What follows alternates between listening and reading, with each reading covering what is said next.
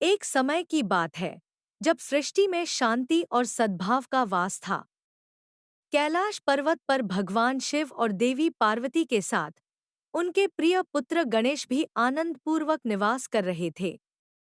अपनी बुद्धि और सौम्यता के लिए विख्यात गणेश जी सभी देवताओं में पूजनीय थे।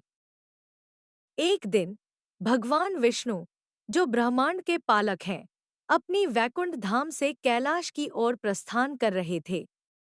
उनके मन में गणेश जी से मिलने की इच्छा थी, क्योंकि उन्होंने उनके अद्भुत पराक्रम और ज्ञान के कई किस्से सुने थे।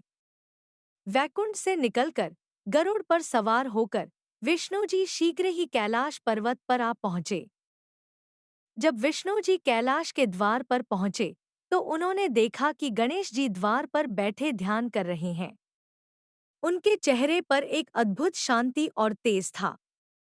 विष्णु जी ने मुस्कुराते हुए गणेश जी को प्रणाम किया। गणेश जी ने आंखें खोलीं और अपने सामने त्रिभुवन के स्वामी को देखकर अत्यंत प्रसन्न हुए। नारायण, आपका कैलाश पर स्वागत है, गणेश जी ने विनम्रतापूर्वक कहा।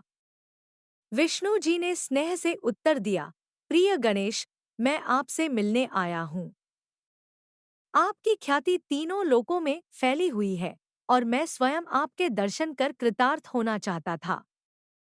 गणेश जी ने विष्णु जी को भीतर आने का निमंत्रण दिया और उनका यथोचित सत्कार किया। दोनों देवों के बीच ज्ञान और धर्म पर गहन चर्चा हुई। विष्णु जी ने गणेश जी से उनके अद्भुत बुद्धिबल और बाधाओं को हरने की शक्ति के बारे में प्रश्न किए।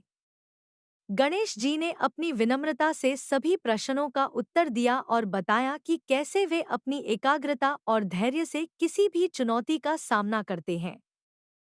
इस भेंट के दौरान विष्णु जी ने गणेश जी को संकटमोचक का नाम दिया, क्योंकि वे जानते थे कि गणेश जी किसी भी भक्त के संकट को दूर करने में सक्षम हैं। गणेश जी ने भी विष्णु जी की सर्वव्यापकता और जगत के पालन में उनकी महत्वपूर्ण भूमिका की सराहना की। यह मुलाकात मात्र दो देवों की भेंट नहीं थी, बल्कि यह ज्ञान, शक्ति और विनम्रता का संगम था।